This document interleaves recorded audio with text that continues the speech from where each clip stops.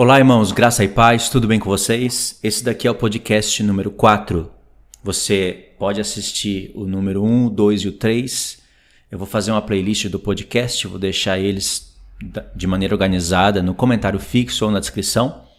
Caso você não assistiu os primeiros e entrou primeiramente nesse, não tem problema, pode continuar a partir desse, porque eu vou dar uma introdução para o assunto. E vou trazer também algumas coisas novas para os irmãos que já estão acompanhando os últimos estudos do canal, que consiste em falar sobre o Templo de Ezequiel, do 40 ao 48, se é literal ou se tudo aquilo é espiritual, sobre a Nova Jerusalém, se ela desce agora, junto com Cristo, antes do milênio, ou se ela desce após os 1000 anos. E entre esses assuntos eu estou abrindo alguns espaços para falar contra algumas linhas, a linha pré-tribulacionista, a linha calvinista, e eu estou tentando fazer a correlação de todos esses assuntos, porque são os assuntos do canal. Podcast é bom porque eu falo de maneira mais livre, é mais fácil para editar, nem todos têm tempo para ficar assistindo estudos na lousa o tempo todo, a demanda é muito grande, então podcast é muito bom porque você bota um foninho no ouvido, vai fazendo os seus afazeres e vai aprendendo da palavra do Senhor. Os afazeres não podem ser afazeres difíceis, porque senão você não consegue prestar atenção nem numa coisa nem outra. Tem que ser afazeres diários, de limpeza de casa, estar dirigindo no momento que o trânsito não esteja muito atribulado. Está fazendo alguma coisa em que você fique livre para ouvir a palavra. Você aproveita muito tempo quando você faz isso, então o podcast é ótimo para isso. Se eu estivesse aqui agora gravando um estudo numa lousa, como eu gosto de fazer e vou fazer, aí você já teria que parar todo o seu trabalho para ficar olhando para o estudo. Então o podcast é muito bom para esse sentido. Muitas pessoas comentaram sobre isso, né? Que agiliza muito a vida. Agiliza mesmo, não só a deles, mas também a minha. Então, irmãos, deixa eu falar para vocês aqui o que eu estou propondo para vocês. O templo de Ezequiel, aquele que é apresentado de Ezequiel do 40 ao 48, é um templo literal. E quase 100% de todas as instruções, para não dizer 100%, elas acontecem de maneira literais no milênio de Cristo. Essa informação, essa revelação não chegou ainda ao coração de muitos irmãos, principalmente quando eles olham ali e veem sacrifício pelos pecados, sacrifício de animais e um templo literal. Isso não combina muito com a ideia apresentada no Novo Testamento, parece que está tirando a glória de Cristo, então eles logo reprovam a ideia. E tudo bem, eu já fiz isso durante muitos anos, mas após ter um mestre que ensina para você as coisas, porque para ensinar essas coisas é preciso ser mestre, não tirando a glória de Cristo e fazendo a conexão entre todas essas coisas, e você reprova, aí tem alguma coisa errada com o seu entendimento, irmão. Irmã, você precisa crer no que está escrito.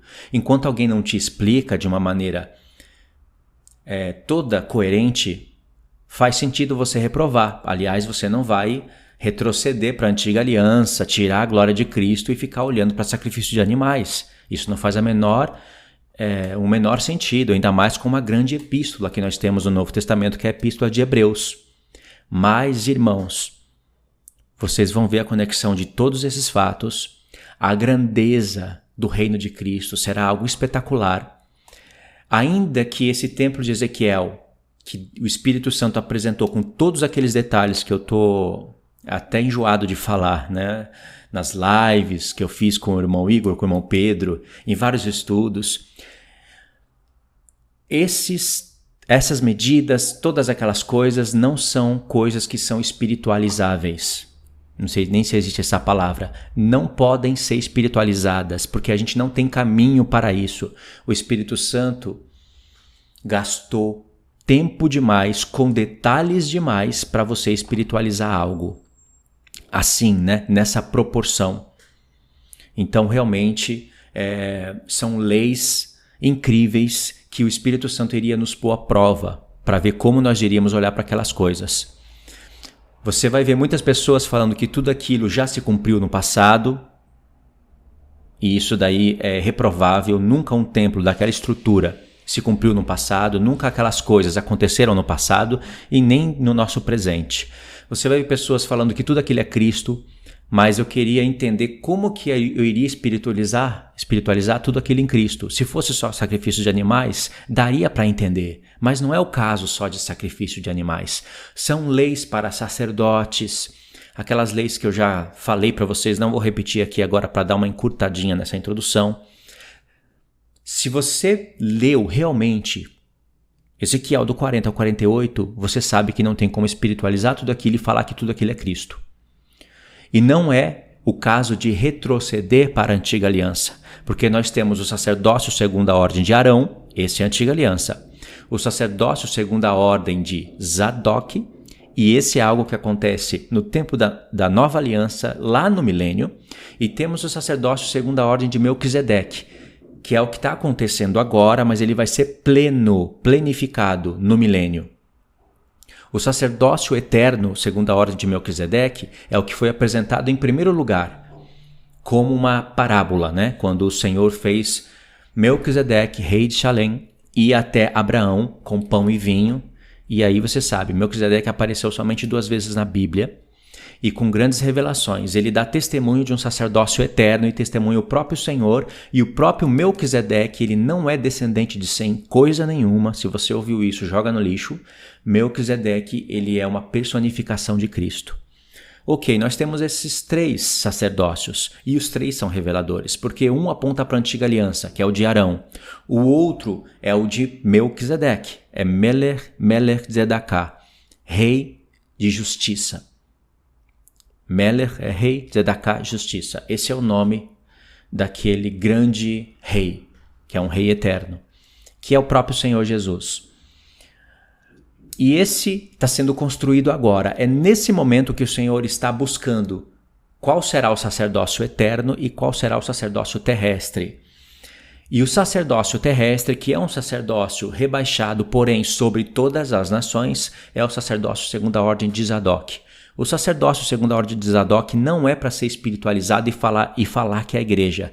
Não temos caminho bíblicos para isso. Então vocês precisam ler os textos com o coração atento. Porque nas Escrituras Deus está tratando de um grande plano de salvação. Só que nesse grande plano de salvação, ele mostra como que ele escolheu salvar os gentios, que é por intermédio do plano das 2 casas. Não é aquela mensagem como aquela mensagem antiga que nós ouvimos falar e nós acreditamos por não ter outra opção, que o Senhor Jesus veio para o que é seu, né? Estou citando até um texto bíblico. Os seus não o quiseram, então todos quantos receberam a ele, Deus deu poder para que esses se tornassem filhos de Deus. Nesse sentido, o Senhor veio para os judeus. Aí, como os judeus não quiseram o Senhor, assim, em plenitude, né, em massa, então o Senhor falou, quer saber, agora eu vou salvar os gentios então, só para pôr ciúme nos gentios. Como se essa ideia tivesse vindo na mente do Senhor naquele momento e o pai desse um sinal para o filho e falasse, agora vamos mudar então o nosso plano, vamos salvar os gentios. E aí os gentios são salvos pela fé em Abraão e essa seria a proposta do Senhor para as nações. Isso não é verdadeiro. Esse texto está escrito assim, mas ele é mal e muito mal interpretado. Não é algo assim de escândalo que vai tirar a salvação das nações. As pessoas serão salvas mesmo crendo assim. Muitas pessoas nasceram, creram assim, morreram e vão ser sacerdotes do Senhor. Porém, com menos posição no reino, segundo o meu entender. E muitas pessoas nasceram, estão vivas e vão morrer sem conhecer essas coisas brilhantes do Senhor. E está na palavra, está tudo ali para a gente conhecer, só que não há quem ensine, não havia quem ensinasse, né, com tanta clareza, assim como o Espírito Santo está dando agora os seus servos a entenderem todas essas coisas. Nós sabemos então como nós fazemos parte da descendência de Abraão, salvos pela fé, mas salvos para serem reis e sacerdotes, fazendo parte das 10 tribos, que não são mais literais, para se unir com a casa de Judá e formarmos o reino de sacerdotes, né? O reino de reis e sacerdotes, sobre todo o reino abaixo dos céus. Os sacerdotes eternos, os sacerdotes segundo a ordem de Melquisedeque, eles terão acesso à Nova Jerusalém, que estará no céu ainda no início do milênio. Nós teremos encontros com o Pai, como se fossem festas, nós teremos reuniões no céu com os anjos e reinaremos sobre essa terra. Nessa terra haverá uma Jerusalém terrestre que não vai ser mais reputada como Agar, uma Jerusalém terrestre santa, reedificada, reconstruída, restaurada, e ali vai ter os sacerdotes terrestres. que serão sacerdotes rebaixados. E isso tem na palavra sim. Sacerdote segundo a ordem de Zadok. Nós teremos 12 tribos literais espalhadas pela terra de Israel. Tribos literais, irmãos. E Deus vai desenvolver tudo isso. É promessa e Ele vai cumprir. Essas tribos literais terão suas próprias terras. Elas terão a missão de conquistar todas as nações que restarem para o Senhor. E é a missão que o Israel no passado não fez. Agora, no milênio, será realizada. Muitas nações irão se naturalizar com as tribos e serem reputados como naturais. Isso está em Ezequiel 47. E todo esse governo, essas cidades, essas nações, as cidades, todas as cidades do mundo serão reconstruídas sob o comando dos sacerdotes terrestres, que estarão sob o comando dos sacerdotes celestes. Se você for uma pessoa que hoje ora pelas nações, que luta contra o pecado, que luta por Jerusalém, que acaba sacerdotando as nações, então você vai ser reputado como um sacerdote. Você vai ser digno de estar de pé na primeira ressurreição e vai ser um sacerdote celeste, um sacerdote eterno, seja homem ou seja mulher. Hoje nós temos as leis determinadas para homem e para mulheres, no reino de sacerdotes, porque as mulheres também são sacerdotes. Sabemos que muitas mulheres não obedecem os seus limites, isso também será levado em conta no tribunal de Cristo, mas homens e mulheres são sacerdotes do Senhor. Esse é um plano, irmãos, que está desenvolvido nas Escrituras, não é invenção. Tem na palavra de Deus, só que Deus não deixou isso nada fácil. Muitos judeus, eles conseguem ver a parte literal do plano. Pensa que não? Muitos judeus conseguem ver essas coisas agora que eu estou pelejando para ensinar para vocês. Mas não conseguem ver a parte espiritual. Ou seja, eles conseguem crer na parte literal sem ver a parte espiritual. Agora, os gentios, muitos gentios, conseguem ver a parte espiritual. Entre aspas, não consegue ver as duas casas, não consegue ver as festas, não entende muito bem a ideia de reis e sacerdotes que está sendo apresentada em Apocalipse. Está sendo apresentada não pela primeira vez, mas ali com muita clareza. Mas eles entendem, o que é uma nova aliança. De maneira limitada, mas entendem. E agora vão passar a entender de maneira melhor. Mas Deus quer que nós tenhamos esses dois planos na mente. E quanto melhor você entender isso e explicar, melhor será o seu galardão, a sua posição no reino. Tem pessoas que desprezam essa questão de galardão, de posição, e apenas querem ser salvas. Para elas não importa o que está acontecendo, para muitas dessas, não importa o que está acontecendo ao redor do mundo. Muitas pessoas dizem, eu nem sei o que é calvinismo, eu não estou livre disso. Eu nem sei o que é isso, graças a Deus eu nunca criei nisso, graças a Deus eu não sei isso. Mas irmãos, sim, graças a Deus você não conhece o calvinismo, só que o calvinismo penetra no mundo inteiro, nas nações, na mente das pessoas, e aí acabam impedindo essas pessoas de conhecerem todas essas maravilhas, porque fazem de homens monstros evangélicos, como eu tenho falado para vocês no podcast anterior. Que inclusive, abre aspas, eu prometi te fazer a continuação daquele podcast do calvinismo em Hebreus 6 e eu vou cumprir isso daí, tá bom?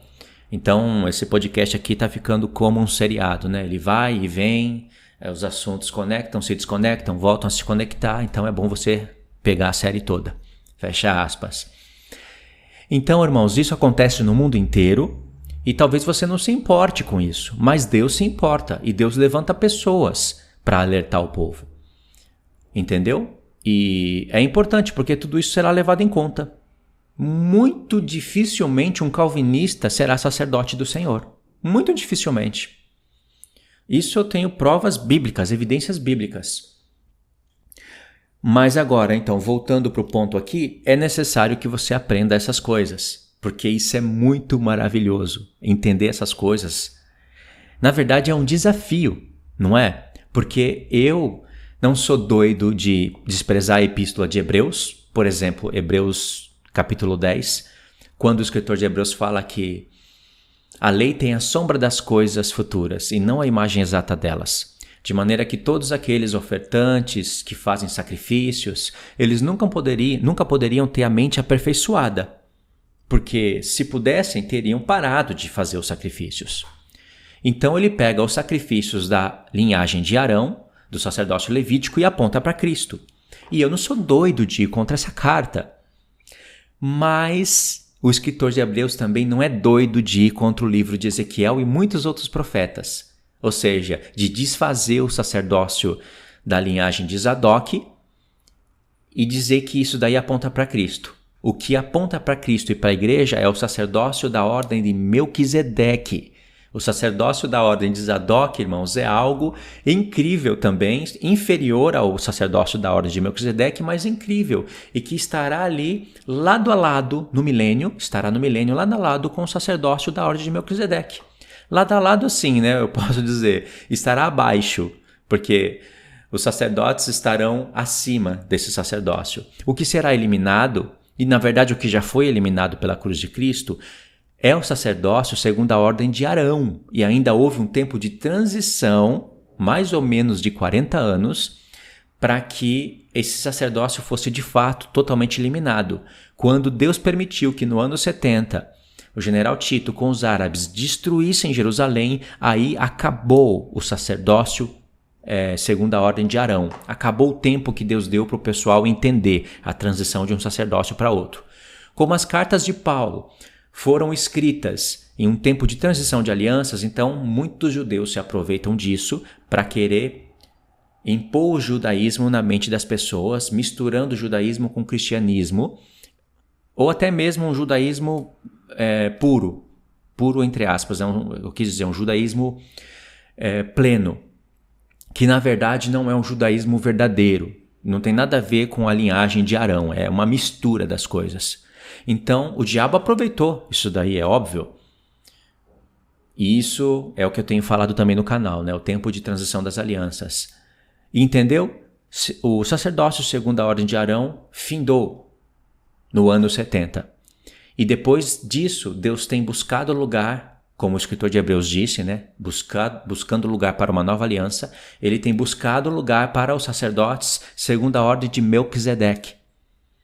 Quando acabar o tempo, os 6.000 anos, né? Quando terminar, então acabou o tempo do recolhimento dos sacerdotes segundo a ordem de Melquisedeque. E nesse tempo também, Deus, lá no final da grande tribulação, no início dela e no final, Deus estará recrutando os sacerdotes segundo a ordem de Zadok. São aqueles judeus que não colocam a marca da besta, que não se rendem ao sistema, porém eles não tiveram uma vida de sacerdócio, não sacerdotaram as nações. Então Deus vai reputar isso como justiça. Eles não vão para o lago de fogo, eles também não vão ser glorificados, mas vão passar desse mundo para o mundo vindouro, que é o que o escritor de Hebreus fala, e no mundo vindouro eles terão essas funções no templo de Ezequiel. E isso não vai tirar a glória de Cristo em absolutamente nada. Entendeu? Talvez, se você é novo no canal, nova no canal, você não está entendendo bolufas do que eu estou falando. Mas você vai passar a entender e vai grudar nas escrituras, vai ficar admirada pela palavra do Senhor. Porque isso aumenta muito mais a glória de Cristo do que você remover Ezequiel do 40 a 48, dizer que tudo aquilo apontou para Cristo e acabou, que espiritualizou tudo, e aí é como um efeito dominó. Se você pegar aquela primeira pecinha e derrubar, todas as outras pecinhas vão cair. É como um efeito dominó. Se você pegar Ezequiel do 40 e 48, do 40 ao 48 e fingir que entendeu aquilo e escolher somente alguns textos ali no meio e querer espiritualizar, como se você tivesse entendido tudo, você vai deixar de dar cumprimento.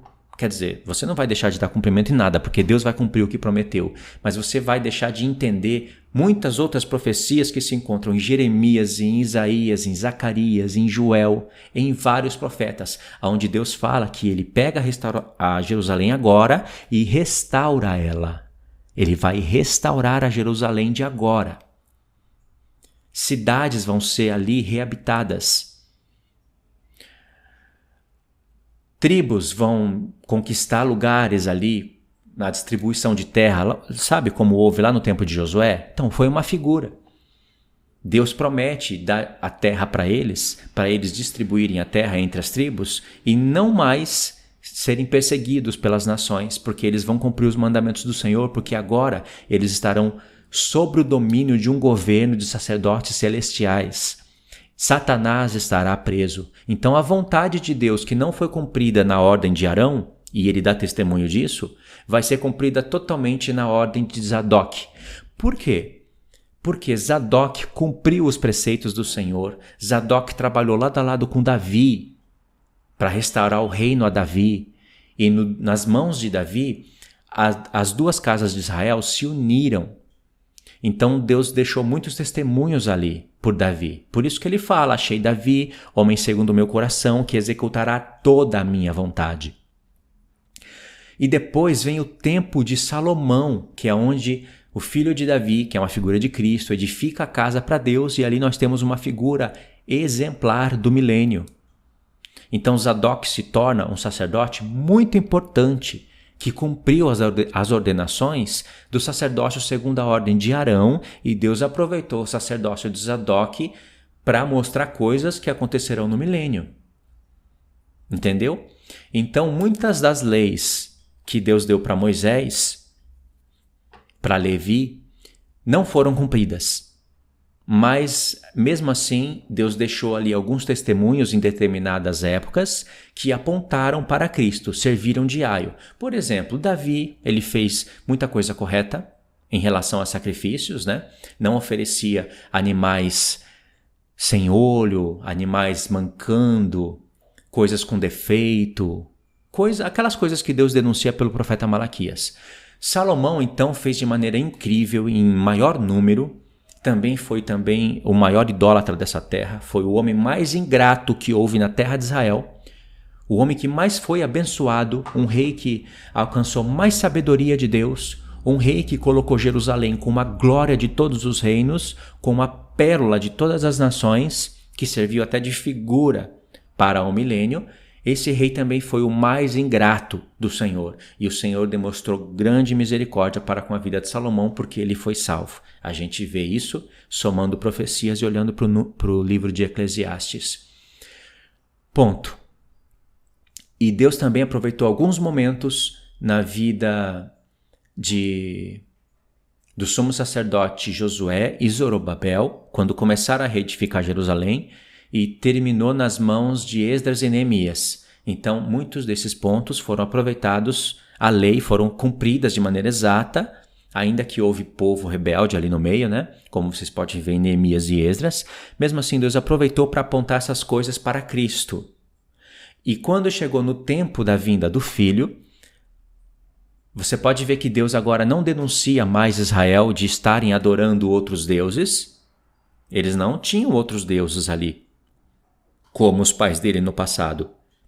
Só que eles inventaram muitas leis, eles não cumpriam a palavra de Deus, os sacrifícios da maneira correta, eles desprezavam tudo, porque eles não sabiam que aquelas coisas apontavam para Cristo.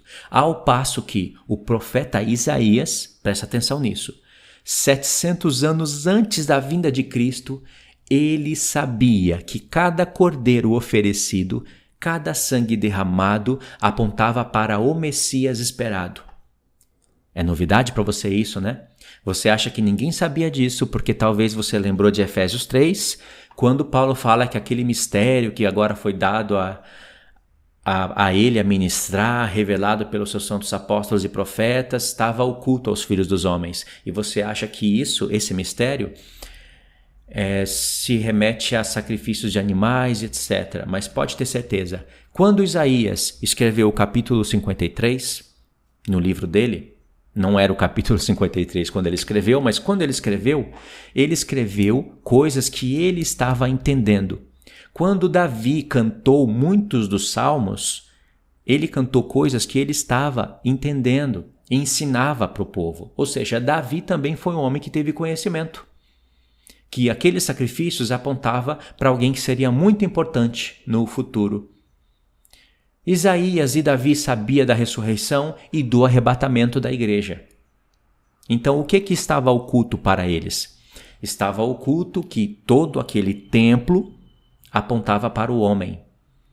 Estava oculto isso para eles. Eles também não tinham pleno conhecimento de todas essas linhagens, né, de sacerdócio e algumas outras coisas mais, que não é o caso aqui da proposta desse podcast. Nesse podcast aqui, eu fiquei de ler para vocês Jeremias capítulo 30 e 31. Então eu vou fazer uma continuação logo em seguida, acabando aqui essa introdução. Vocês vão para o próximo estudo, Jeremias 30 e 31. Ok? E aí vocês vão entender plenamente o porquê que eu dei essa grande introdução. Então é isso, irmãos. O link vai estar aí ou no comentário fixo ou na descrição. Queria agradecer por ter ouvido até aqui.